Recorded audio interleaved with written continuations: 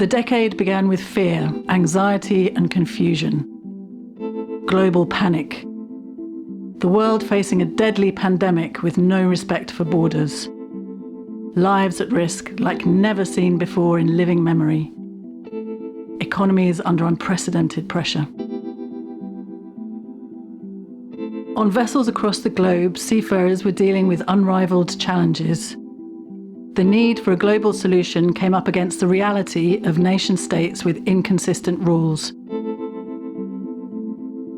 No access ashore, no personal protective equipment, no international flights.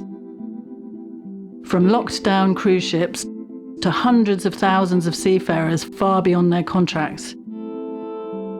Extreme fatigue, significant additional workload, and uncertainty about what would happen next became a part of daily life.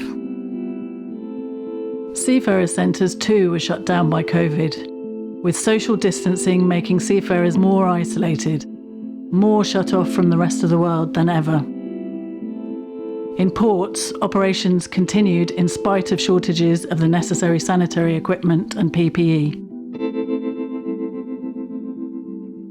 But through it all, as seafarers continued their vital role ensuring goods kept moving and world economies stayed afloat, the ITF Seafarers Trust has been there, because maritime welfare is and has always been our #1 priority.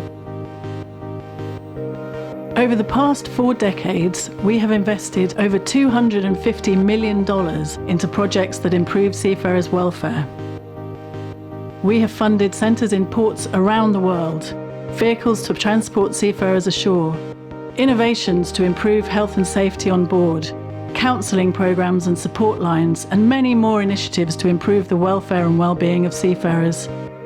All these projects depend on collaboration with reliable partners working on the front line.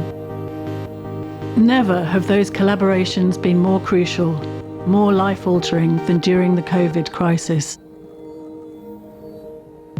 Unions have been among the few organisations still working at full capacity during the pandemic, using trust grants to pay for the vital projects they've put in place to help keep seafarers safe and well.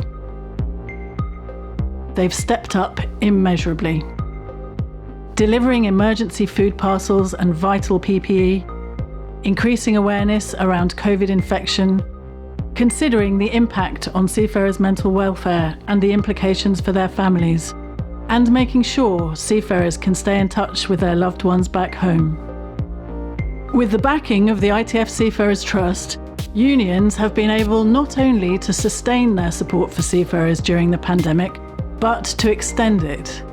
They have proved their commitment to their members and their communities and built greater capacity and credibility for their organisations. Through the COVID recovery and beyond, the partnerships between the Trust and unions will continue, building on our shared goals, going from strength to strength, safeguarding the welfare of seafarers and maritime workers everywhere.